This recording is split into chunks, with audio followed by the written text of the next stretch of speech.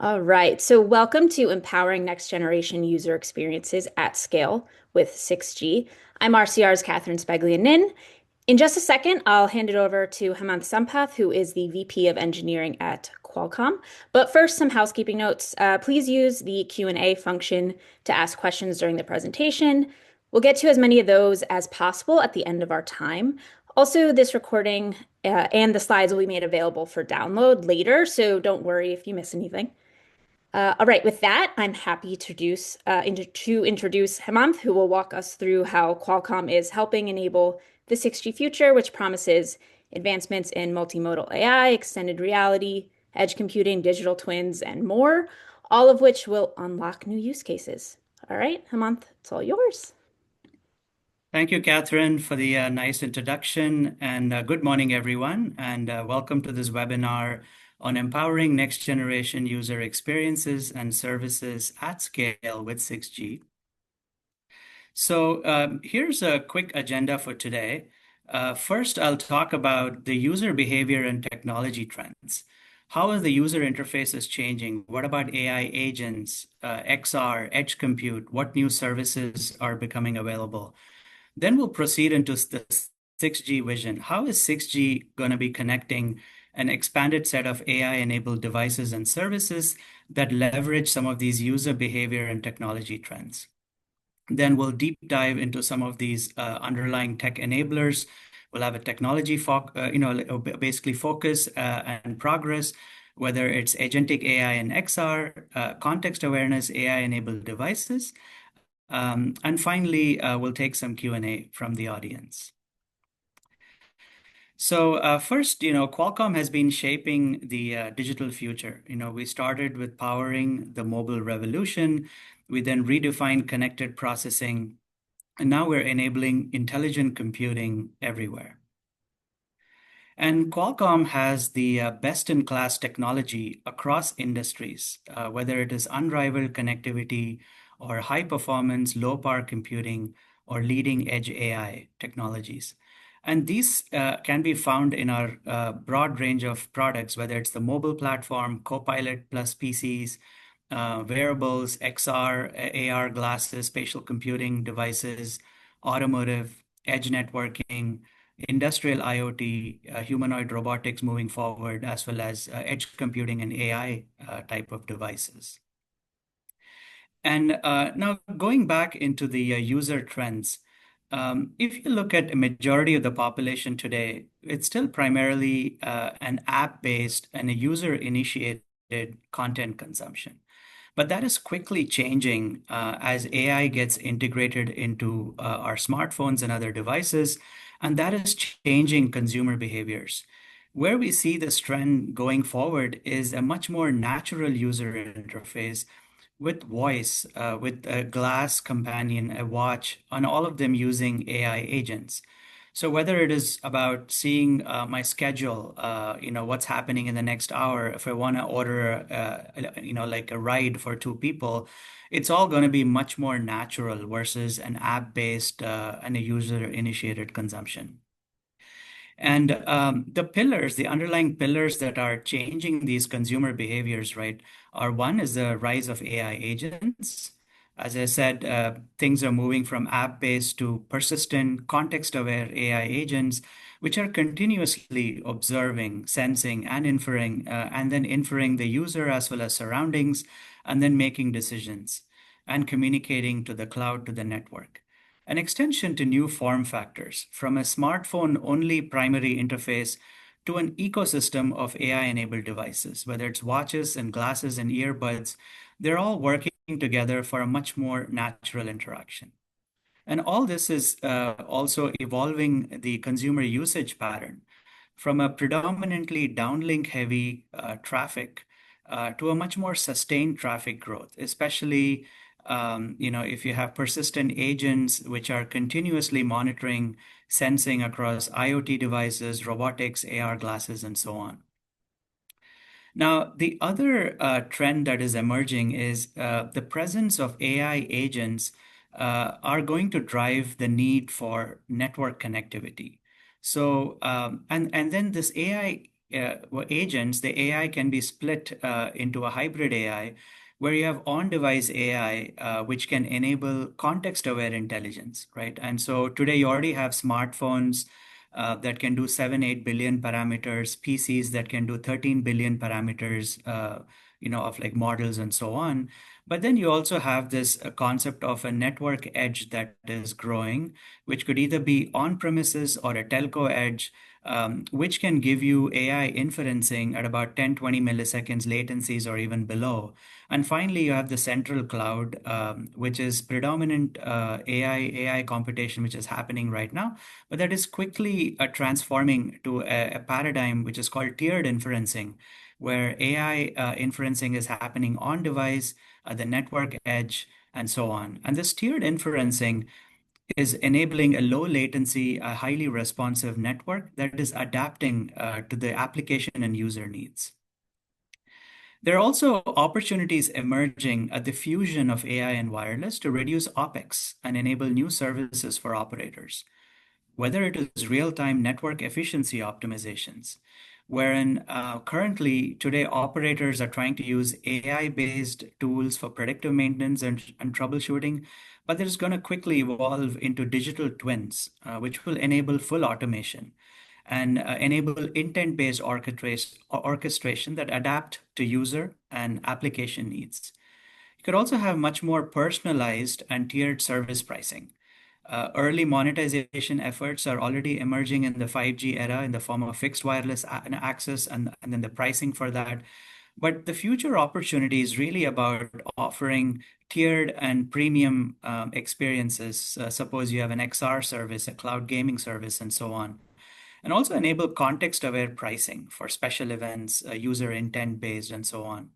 And then, as I mentioned, when you have a lot of these devices powered with AI agents, that is going to enable new devices and services, new device subscriptions, as well as open up the door for services beyond data.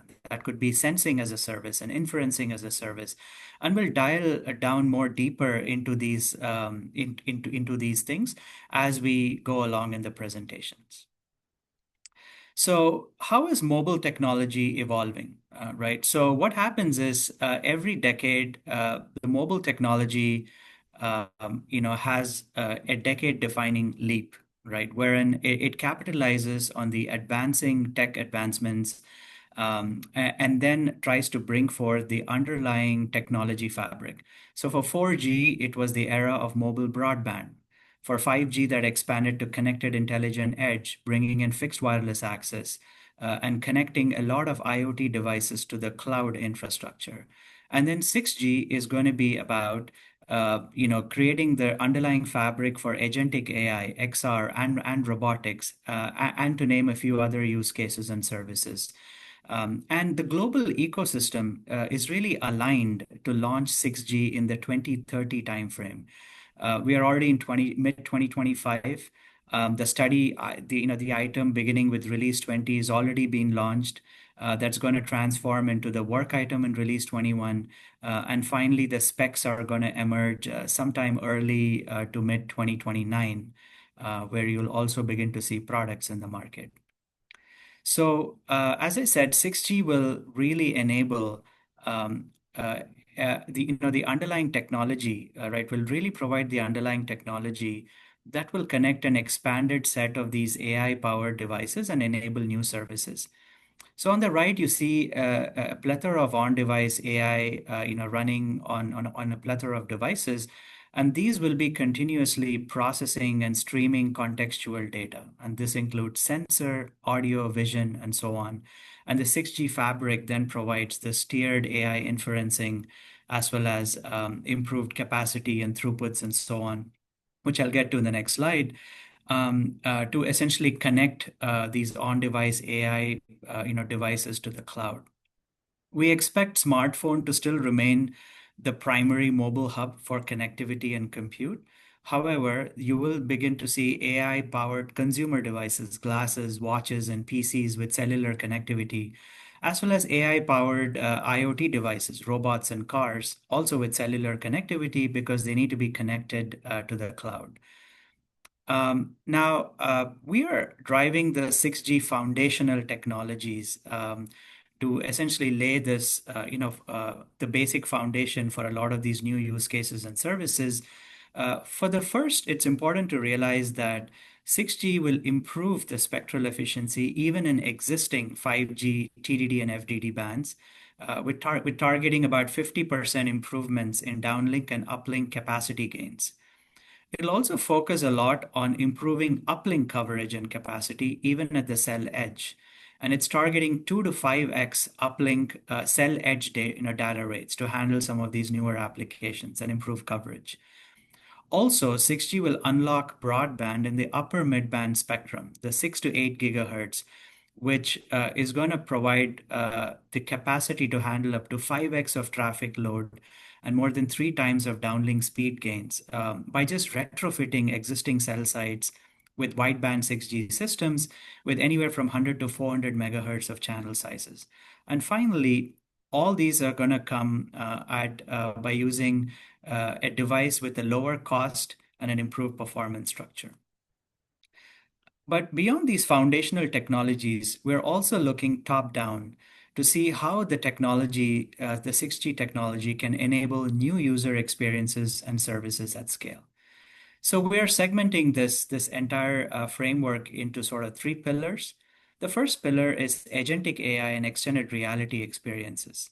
Examples like personal assistant or see what I see or avatar calling and the underlying technology enablers. The second pillar is AI-enabled context-aware communications. And these could include real-time services such as a Teams call, a gaming device, or even enhanced IoT services. And finally, AI-enhanced network efficiency and services powered by the digital twin. So we'll now deep dive into each of these pillars in a lot more detail. So first, let's take a look at agentic AI and extended reality experiences and the underlying tech enablers, which is collaborative communication and distributed compute.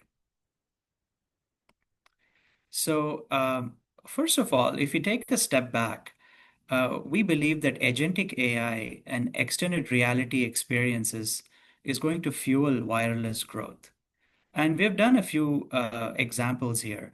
If you take a look at a personal AI assistant, which is essentially producing real-time responses to user queries, it could be an image or a video upload followed by an audio query, followed by an audio or a video response from the cloud. And the traffic requirement is really 1 to 5 megabits per second uplink and downlink. While this may seem low, when you actually look at the aggregate throughput, even by using a personal assistant for, say, 30, 40 minutes a day, a user can consume north of 40 gigabytes a month. And that is more than 2x the average consumer data consumption, which is around 19, 20 gigabytes a month worldwide. So just this one simple application alone can double that, right? And then you have see what I see type use cases, which is going to get popular as AI glasses gain traction with the likes of Meta Ray-Ban and the TCL Rayneos in the market. And so the user now with the See What I See can simply wear these glasses and live stream video of whatever they are seeing. Maybe they're going on a bike ride or they're on a ski trip. And the uplink quality, the video feeds can be anywhere from 1 to 20 megabits per second, depending on the quality the user desires, and maybe some downlink feeds, audio feeds and AR feeds, which is maybe providing some status and so on. And now even that, just using 20 minutes a day, predominantly uplink traffic, gives you about 50 gigabytes a month. So just these two lightweight use cases with a modest usage can quickly double the current network or the monthly data consumption per user. And finally, if you start going into more evolved use cases like avatar calling or holographic calling, where a WhatsApp call or a Zoom call can quickly become 3D and much more immersive, there you begin to increase the data rates. The uplink can be 1 to 10 megabits per second, depending on whether it's truly holographic, is it a compressed avatar? And the downlink can also go anywhere from 1 to 100, depending on the use case. Enterprise versus consumer. Is it a multi-party call or a single user call? Is it as AR social hangout, right? And then if you take even the midpoint of the traffic, we're seeing that current 5G systems in a 100 megahertz cell can only support 5 users per cell. And however, what you will really need is that with the added new spectrum that 6G is promising, you can support more than 25 such AR calls in a per cell, which is going to happen in the next decade or so if the trends continue. And also, we're also beginning to see growing traction of personalized AI experience. This could be digital companions where you say, hey, I just want to render a video where I'm doing A, B, and C. And then things get generated in the cloud. They can also be generated on device. It could be a hybrid generation, but they will suck up a network bandwidth, right? Depending on the quality that you desire, as well as interactive gaming. Now you're going to be playing Pokemon Go wearing an AR glass. So all these types of personalized experiences, interactive gaming, see what I see, is really going to transform how much data we are consuming in our cellular systems, paving the way for 6G. Now, if I step down a little bit and see what are the underlying, beyond the technology foundation, right, which I talked about, 6G is going to improve spectral efficiency, improve coverage, like unlock new spectrum. But beyond that, we feel there are two other foundational pillars. One is the concept of distributed compute, and the other one is collaborative communications. So as you see in this picture, you see a smartphone or a puck paired with a AR glass, a watch, and sometimes the user may just use a glass and a watch and go for a jog, and sometimes maybe just wearing a watch and a smartphone, okay, and so on. Now these devices need to collaborate in a very seamless method to enable communications with the network. So that is what we call as collaborative communications. The other one is while the on-device AI is definitely on the rise, right? Still, if you run all these models on the device all the time, you're going to run out of battery. So if you have good network connectivity, it makes sense to offload a bunch of these workloads. And that's what we call distributed compute. And that is needed to meet the requirements of the multimodal AI, to meet the power, the thermal, the latency requirements, as well as the user experience requirements.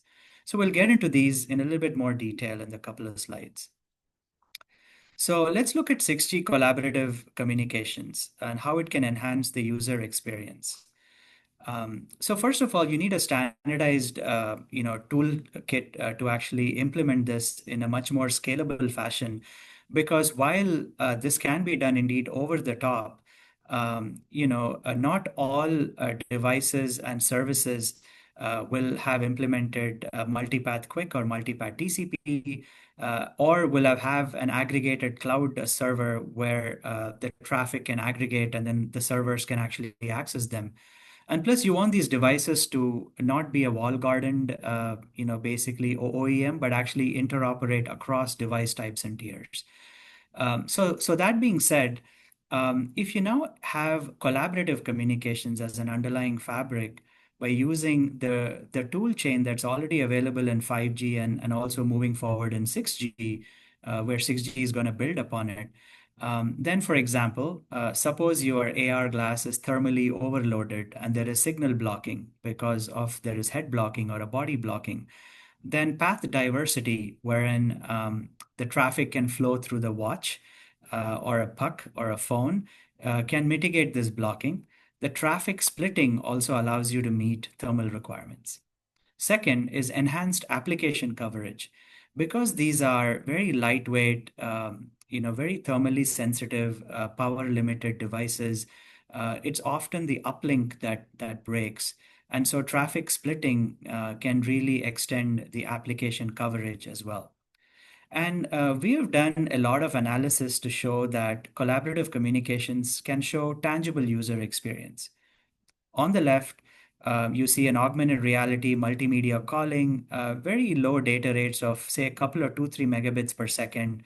And you see that by doing collaborative communication, the application coverage essentially increases, right? So here we're seeing about 20 dB of gain from 90 dB to 110 dB, simply because one of the devices is blocked. There is shadowing, there is body blocking, and by using collaborative communications, the user can still have a good user experience. We've also looked at multimodal AI queries like a personal assistant. And if you take a look at those at the cell edge by using collaborative communication, you can significantly shorten the latencies because you exploit multiple paths to get to the application server. So, and now we are actually working with our partners to do a proof of concept and then essentially bring that in various showcases such as Mobile World Congress. Um, then we get into distributed compute.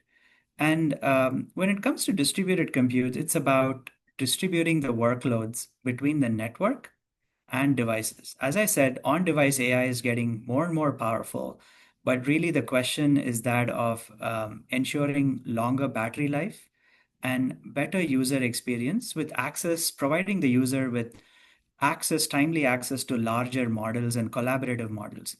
And these workloads can be diverse. They can be a rendering workload, whether it's generating a personalized content or 2D, 3D graphics for a AI AR glass, generating visuals, or it could be perception workloads. And these are about environment understanding and user tracking.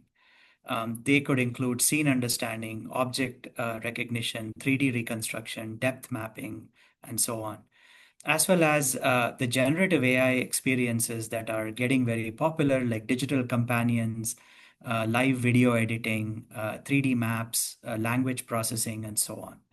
So there are these diversity of workloads that we are seeing, and there is also a need to enable longer battery life for sleek form factor devices. So now what have we done so far? So we're already we just concluded a joint XR trial working with top operator T-Mobile as well as our infra partner Ericsson, wherein we used our Snapdragon AR2 Gen 1 based AR glasses, which are tethered to the latest smartphones, and we run applications on it. And we ran this over a commercial 5G network. And basically, we demonstrated that in a good RF network scenarios, we were able to use on-device AI to tell the application to offload some compute workloads, in this case, the rendering workload, to the edge compute or the cloud. And in poor network conditions, when you're not able to meet the requirements of remote rendering, the application is instructed by on-device modem APIs to run the compute on-device.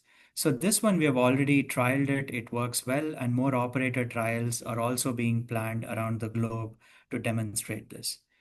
That being said, what is 6G going to do, right? So 6G is all about offering this at scale. Because as I mentioned, while these things can be done over the top, with the diversity of workloads that we are beginning to see, and it's only going to grow, whether it's perception or rendering or a generative AI workloads, all of them have different communication requirements. And you really need if you were able to have a centralized orchestrator at the network level that can jointly orchestrate the communications and compute requirements, then we'll show that it actually leads to basically a much more system capacity as well as application coverage.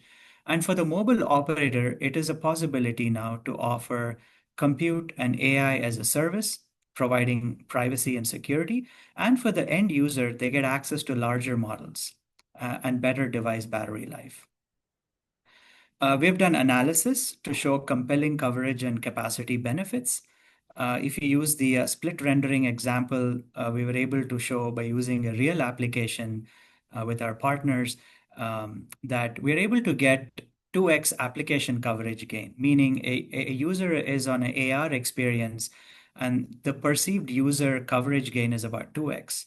That is because if you simply rely on remote rendering, where everything happens on the cloud, it is really limited to devices with good signal to noise ratio that can meet the remote rendering performance requirement. However, with distributed rendering, the devices can improve the application coverage by switching between local and remote compute modes. And you also, by doing this, achieve much higher system capacity. We're seeing 30% system capacity gain in this rendering example. The actual gains are going to vary depending on workloads and your loading and so on. But it's really the fact that you're able to toggle between local and remote rendering seamlessly means the network can accommodate more users. Now, let's get into AI-enabled context-aware communications. 6G can really leverage on-device AI to infer and share real-time context with the network. And by this, what we mean is on-device AI capabilities are increasing, and the application resides on the device. So the device has the ability, the AI on the device has the ability to know the app context, what types of applications are running, the user context. Is the user having a poor experience or a good user experience? The wireless conditions that go along with it, as well as the device context. Is the battery level low or high? Compute capabilities, SAR, exposure, and so on. And it can collaborate with the RAN by sharing some of this information, and the RAN and the device can work together across over 6G AI native protocols to provide a better user experience. And we'll get to that in the next couple of slides. So this is what we call as an AI native protocol, wherein the real-time application context from the devices is also shared with whatever the network AI is able to infer. And the devices can provide real-time app context. It could be frames per second, burst sizes, and so on. And the network can then adapt the protocol parameters, whether it's RLC, PDCP, the CDRX parameter, that is more suited to the user application and the experience context. And we have done over-the-air performance, right, where we can really see benefits by doing some of this. So basically, let me play this again. So what you see is that we have a cloud gaming application. And if you do a 5G baseline where none of these protocol parameters are adapted, then you see these latency spikes, which is not good from a user experience perspective for a low latency application like cloud gaming or XR. However, when you let the 6G protocol parameters be adapted, then you begin to see a much better user experience. On the left side, you'll see without the optimizations, there's hourglass appearing, there are glitches, whereas on the right side, it's a very smooth experience, right? So on-device AI can also enable a richer and a much more dynamic QoS. Today, we have device-initiated QoS, right, which is already there in the 5G standard, wherein the devices can provide the core, the IP tuple and the 5QI. And then, of course, the core then takes that and creates a dedicated, can take that and create a dedicated QoS flow, and the RAN can provide a dedicated data radio, like a radio bearer. And that's already there in the specs today. However, we can take that to the next step wherein use on-device AI to enable a much more richer and a much more dynamic QoS related inputs. This could be what type of traffic classes are going on, the traffic patterns. I mentioned frames per second, burst size, burst durations, any traffic subflows within the IP tuple. What's happening, we're noticing is these newer applications, whether it's gaming and AR, have a lot of flows, both uplink and the downlink, and they all have different requirements and they impact the end user experience quite differently. So not all flows are the same. And by having the devices essentially provide this information to the network, the network and then the device can collaborate over 6G to provide a much better user experience and QoS. And so work is underway in this direction. And by the way, you're already seeing Qualcomm Snapdragon devices use on-device AI to already process and infer some of these app context. And it's already using it locally to make optimizations for latency, power, performance. So now it's about taking that next step and providing and basically making 6G more powerful. So on-device AI can also help enrich an improved user experience and enable what we call as a UX-aware RAN or a user experience-aware RAN. And let me explain what we mean by that. Devices can, with the help of AI, can now get the user and app context and provide real-time user experience as well as content complexity inputs on a scene-by-scene basis. We notice typically in videos, every few seconds, the scene complexity changes. So here you see an example in a 5G network wherein suppose there are two devices and at a particular time, device one is seeing a much richer and a more complex scene, whereas device two is seeing a much simpler scene. The current 5G resource allocations at the network, at the RAN, does not take advantage of this, right? If two devices have similar radio conditions, they get similar, data rates in terms of megabits per second. However, in 6G, what you can do is if this user experience feedback is made available in real time, perhaps device one, instead of getting 5 megabits, can really need 6 megabits to get a good user experience. Whereas device two could have been throttled down to 1 megabits per second and still retained the good user experience. What it means is you've now created room in the network for a third device, which say has 3 megabits per second. And so 6G resource allocation can incorporate this real-time feedback of user experience and content complexity to not only improve the perceived system capacity, but also application, coverage, benefits. And we've done quite a bit of analysis to show that there are compelling benefits here. So in this example, we used a cloud gaming application, and we compared in a 5G like 100 megahertz bandwidth system in the midband in an urban macro network, and we compared a user experience aware RAN scheduler with a baseline scheduler, which was just based on proportional fair scheduler with L4S. And what we noticed was a 50% increase in the network capacity by having the RAN adapt based on the real-time user experience feedback. And also the application coverage, that is the perceived application coverage, also improved by 30%, meaning if I have random drops, 30% more users will essentially see their service active because the network is essentially adapting the rates per user experience, creating room for poor RF scenarios for certain users who can then benefit from the extra resources that are available. So now we get into another leg of the 6G innovation, which is AI and enhanced network efficiency and services.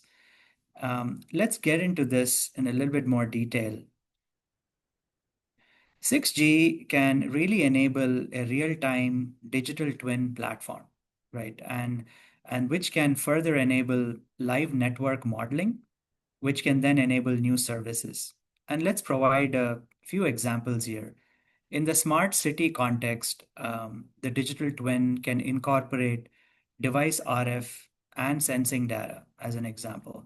And in the downlink, it can then, with the help of digital twin, enable environment and perimeter safety and presence detection like applications. And we'll get to that with some examples in the next few slides. When it comes to autonomous transportations, whether it is vehicles or drones or robots, the network digital twin can ingest a whole lot of telemetry data from 6G devices and then in exchange provide path planning, congestion control, and alerts, and so on. Finally, when it comes to immersive reality, the digital twin can ingest 3D maps that are captured by individual users with their AR or glasses, and really synthesize and fuse them in the digital twin and enable that as a service to a new AR glass device which is on the network in a given area by giving them a reconstructed 3D view fusing multiple perspectives. So there are many, and then you can begin to see how quickly this platform, digital twin platform, can enable new types of services for the operators beyond just the typical data communications. So let's provide some examples now to illustrate them in more detail. So here's an example of 6G enabled digital twin based network automation. And by network automation, what it does, it for one, it reduces operating expenses and enables new monetization avenues such as context-aware experiences and also providing user service assurances depending on you're a baseline customer or a premium paying customer. So where 6G fits in this puzzle is that 6G natively can enable this device feedback, which can help calibrate and improve the accuracy of network digital twin in real time. So as an example, so on the right side, we're showing a snapshot of a Mobile World Congress MWC 2025 demo, which one of our teams did, and wherein you have two slices in the network. You have an EMBB slice and a low latency slice. And then both these slices have a certain number of users with some data rates and some KPIs.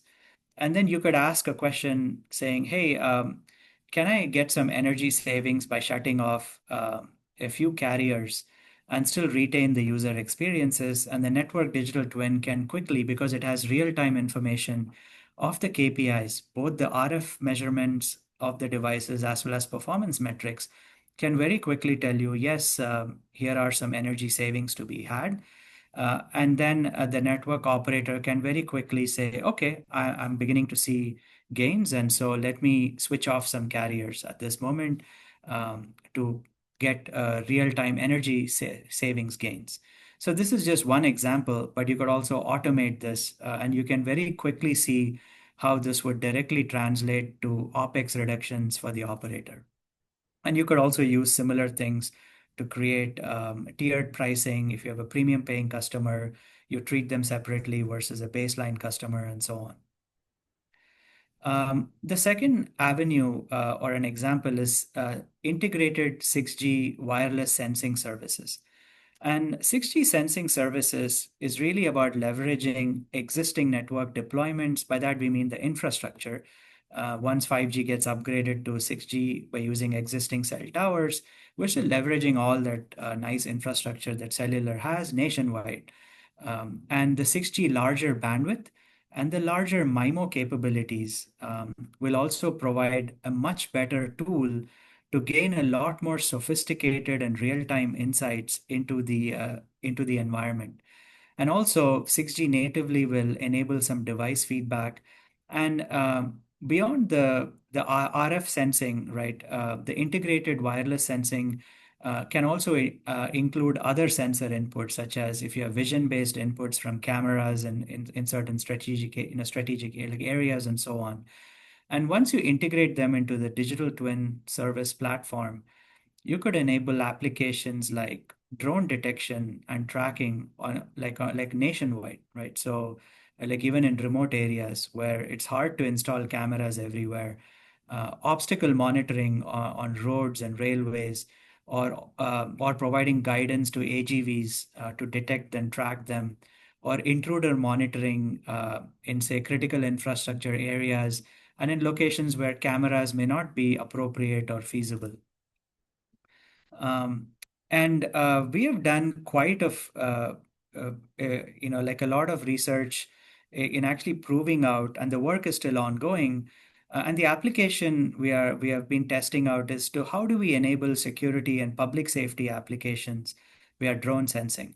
So we have our teams have used 5G Advanced live over the air testbed. It's 100 megahertz, 3.5 gigahertz 5G Advanced. But at the time the data was collected, only 40 megahertz could be used because of some other spectrum related issues. But we were able to detect hovering drones within 300 meters range of the base station and also estimate their speed by analyzing their Doppler signatures. And clearly, once you move to 6G with much wider, larger bandwidths and also Giga MIMO with larger antenna arrays, will definitely improve the sensing robustness. And then if you incorporate multimodal AI into a fusion-based algorithm, I think the robustness is going to improve even further. And what it really enables is like a nationwide radar that can detect for public safety and security applications. Um, Now we finally get into network inferencing and compute services. So as I mentioned before in the presentation, as more and more devices get AI agents, whether it is a humanoid robot or AI PC or an XR AR sleek form factor AR glass or a watch, as they become smart AI agent enabled, there is a natural inclination or a desire to connect to the cloud to gain access to larger models and also to save battery life, right? Because while the on-device AI is certainly capable of running a lot of the models, you may want to offload them to save battery, especially if you're dealing with sleek form factor devices. And that provides an opportunity for the network providers and the edge, providers, network providers to offer compute and inferencing as a service with both privacy and security, and really enable this tiered AI inferencing paradigm where the network is really seen as very responsive to the low latency needs of the end user. And then what it does, as I said, it enables the devices to access and run larger models and personalized AI models and reduce device power consumption. And where 6G, the protocol itself helps, is that by the signaling between the devices and the network, it can really serve as an orchestrator to manage the joint communication and compute requirements across these device tiers and categories and different workloads, whether it's a rendering workload, a perception workload, or a generative AI workload, many of whom have diverse communication requirement, right? So if, for example, you have a premium customer who is running low on battery and they need to run a generative AI workload at the network edge, the network could treat it differently compared to a baseline or a baseline end user who has a lot of battery, like for example, and it can really serve to arbitrage and really maximize the 6G spectrum usage. So with that, it's about 9:45. We're coming to the end of this presentation. What we have shown here in this webinar is how we are empowering next generation user experiences and services at scale with 6G. We have seen how advancements in wireless, edge AI, XR, and low power computing are enabling new digital experiences and interactions. We looked at a lot of the user trends and how 6G is going to enable, capitalize, and also serve some of these new user trends and provide new services. So we really look at it in two pillars. One is the foundational technology, where 6G is, of course, going to unlock new spectrum to handle the growing wireless need, which I mentioned, and also improve uplink coverage and improve the spectral efficiency in existing bands, reduce the device cost and improve performance, as well as enabling agentic and XR, extended reality use cases, context-aware communications, as well as AI-enabled services, and then OpEx savings, right? And 6G is really being enabled both from bottoms up and tops down. And at Qualcomm, we're very happy to be driving these cutting edge technology innovations to enable these new and enhanced user experiences and services. And really look forward to connecting with you more in future webinars. And do definitely come take a look at our website. We have done quite a bit of Mobile World Congress demos this year, and we'll continue to showcase them in future showcases and trials. Right. So with that, I turn it over to the moderator, perhaps for some questions from Yeah, the audience. excellent. Great. Thank you so much for that presentation. We have a little bit under 15 minutes left, and we have some questions here. So let's jump right in. First, what 5G advanced features were used in the T-Mobile XR trials, and what new features will 6G bring? Okay, thanks for that question, Catherine. So yeah, for the TMO trials that we are just about concluding, it was really about testing the readiness of 5G network. Some of the features that were tested include from the network side, it is L4S, which is a Release 18 5G advanced feature. Release 16 based uplink configured grant. And so what L4S does is that it helps with congestion control, right, where packets are marked by the network if there's network congestion, and then that allows the applications to react appropriately while retaining good user experience. An uplink configured grant is all about reducing the friction point for the device to seamlessly transmit without requiring a scheduling request and enabling low latency communications. That being said, we also incorporated our distributed compute and low latency AI features on the device. That I showed in the presentation. We were able to show that by using distributed compute, we were also able to seamlessly switch between on-device rendering and remote rendering, making sure the end user got very good user experience. So it was a very holistic testing of on-device as well as network and underlying 5G features. And we're now looking forward to more such trials. We have many more in the pipeline already, where we're going to be leveraging our Snapdragon AR glass platforms. And then, of course, 6G is going to enable the scaling to really incorporate the diverse workloads which are growing almost on a monthly basis. We hear a new application. So, yeah, thanks. Great. And our next question from the audience is, with increasing power consumption needed for AI, do you expect 6G devices will be able to handle this consumption? It's a great question, and it dovetails very nicely into the hybrid AI and distributed compute, paradigm that we talked about. Certainly, on-device AI capabilities are increasing, right? I said smartphones are Snapdragon smartphones are capable smartphones already doing 7-8 billion parameters, right? And it's only going to grow. But by using distributed and hybrid compute or hybrid AI, we can run some of these workloads on device when you don't have good network connectivity, and when the network connectivity is there, whether over 6G or over Wi-Fi, you can offload it to another device and extend your battery life. There's that, and also 6G by itself is also working on reducing the power consumption on the device with much lower decoder complexity, okay, and so on, right? Mhm. So Great. Yeah, and this next question is a good one too because it touches on something else that I feel like is a big topic with 6G, which is spectrum. So, what new spectrum is needed for 6G deployment?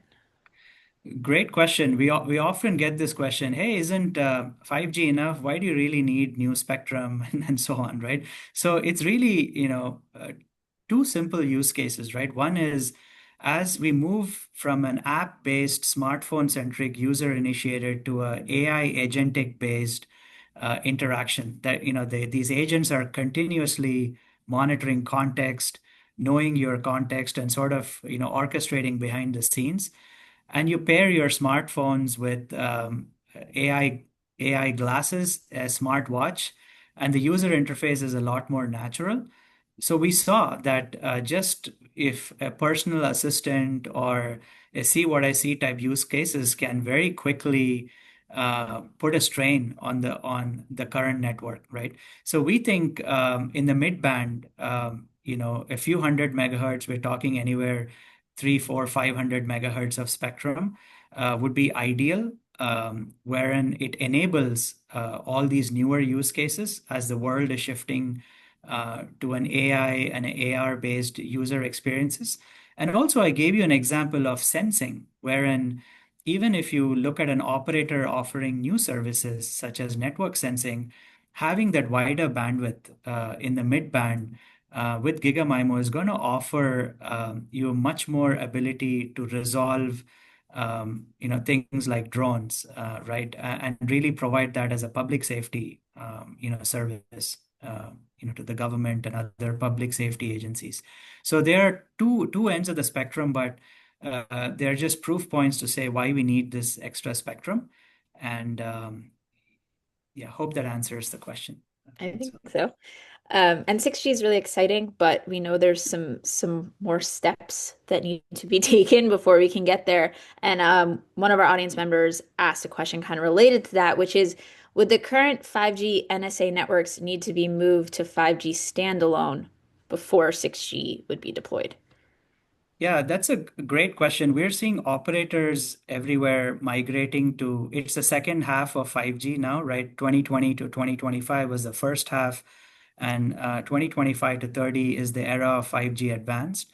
And we're seeing operators everywhere migrating to 5G SA, getting the benefits of the lower latencies, trialing out newer use cases like cloud gaming and XR, and then low latency, and then exploring tiered servicing and so on. So that trend is going to continue, and where 6G will then pick it up from there, wherein as these services begin to scale from 5G advanced, like on SA networks, and 6G will provide that necessary boost, right? And the scalability, factor is also there. Yeah, yeah, absolutely. I think your answer about the AI and consumption sparked a lot of interest in maybe talking more about AI and 6G. So, can you just maybe tell us a little bit about some of the other AI for 6G areas of research? Absolutely. So AI, AI for RAN, AI on RAN. So AI, even when you look at the RAN, the L1, L2, L3, the layer one, layer two, layer three, it's really getting infused in all these, like in all these domains, right? Whether it is having models at both sides of the network to enable better channel state feedback, right? And Qualcomm has already done demos at Mobile World Congress to illustrate some of that, working with our partners. Or is it at the protocol level with AI native protocols? It's also about, that we essentially covered in this presentation, where we showed how it can enable context-aware communications and real-time services and so on. And then there is also a lot of work going on in lifecycle management. How are these models being collaborated on between the network and the device, right? So I think AI is really percolating throughout all the 6G layers, and it's becoming AI native, right? So Mhm. Excellent. and then stay tuned for more of our Mobile World Congress showcases, and stay tuned for more trials where we'll bring out many of these things. Okay, perfect. So this next one is distributed compute is a trade-off between communication and compute power usage based on SNR, volume of data, etc. Do you have data that shows where the trade-off makes sense? Yeah, I mean, we have again, like live over the air test beds and proof points. We know that, for example, split rendering, right? If you have, it's a trade-off between, do you want to use your GPU on the device all the time when you're doing rendering, or if there's a network, where you have a network edge, can you offload that and save battery? So we're seeing compelling use cases there. We're also seeing use cases in offloading perception workload, scene processing, right? Where if you do it on the device, clearly there are benefits. You can do it on the device, but also when the opportunity presents, you can really offload. And this can be over a 5G, 6G network. It could also be to your home appliance, over Wi-Fi, right? So we're seeing use cases in both. And when we take our power modeling, we account for this trade-off, the communication versus compute. When the compute goes down, communication power increases, but our total, like power budget is what we essentially look for. And we're also working on multimodal AI workloads. Like a simple example is the live AI, example, or an AI recall, wherein a person wears a glass and then maybe they forget where they left their keys, and they ask it a question, and boom, there's a search that happens with respect to the pictures that were taken, and an answer is provided. And even that, we're finding there's good usage for running it on the device when you're out and about. But if you have very good network connectivity and you have a willing network edge, you can offload it there, right? So across the board, we're finding use cases. Excellent. You talked about on-device AI and context-aware communications, at great length. Are there aspects of this technology, though, that are being implemented today? Absolutely. So our Snapdragon, modems, right, on the phone, they're already using on-device AI heavily, right? And where it's using is because it's being used to detect application context, what sort of applications are running, just by looking at traffic patterns, and then by training, right? So, and it's being used once the output of that is being used to optimize things on the device for lower latency processing, flow prioritization, lower power consumption, and okay, and so on and so forth. Now in 6G, what we want to do, and which is also what we're telling even in 5G to the operators, is the network should leverage this on-device AI. We have the compute. It's already running on the device. We have the ability to gather statistics, and we can send that over to the operator or to the network that can then take advantage of this in really meeting the user where he or she is, like is, and actually supporting the applications, right? Okay, excellent. And maybe for our last question, um, this one here about the benefits of standardizing some of these elements and some of these enabling technologies like collaborative communication or distributed compute. Can you explain why these should be standardized, what the benefits of that might be? Yeah, great question. And at Qualcomm, we have taken a very open approach. In 5G, as I mentioned, for distributed compute, we're already in XR trials with leading operators where we use on-device AI to tell the application when to run the application locally and when to run it remotely, right? So that's already happening. But where we see this going forward in 6G is really about making sure this type of paradigm scales across workloads, whether it's rendering, generative AI, perception, and each of these workloads have a very diverse communication requirements, is also that what we are finding. And so if you don't leverage some of the standards-based tools, you could run into a scenario where a few devices can hog the network by unfairly offloading workloads, right, at the expense of others. And so having this 6G be the orchestration layer where it can manage the communication and compute workloads together, can benefit both the end user and also opens the door for operators to offer computer inferencing as a service, right? So that's one example. The second example is in collaborative communications. Clearly, today, we already have OEMs that can run over the top, and then collaborate between a watch and a glass and then talk to the cloud, right? But then um, as we think about scaling this, right, to a diverse set of use cases and diverse device tiers and categories, not everybody can implement, say, multipath quick or a multipath TCP.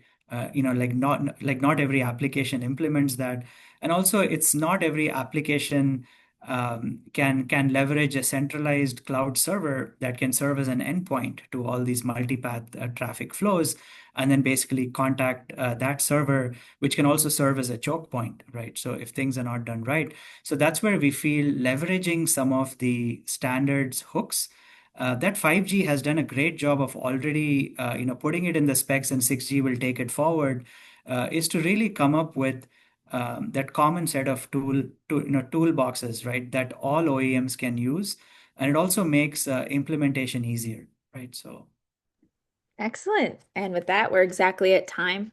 Thank you so much for your insights, and thank you everyone for tuning in. Of thanks a lot, Catherine, and RCR for hosting me and Qualcomm. It's course. been a pleasure to give this webinar, and I look forward to connecting with you all in future webinars and showcases. Stay tuned.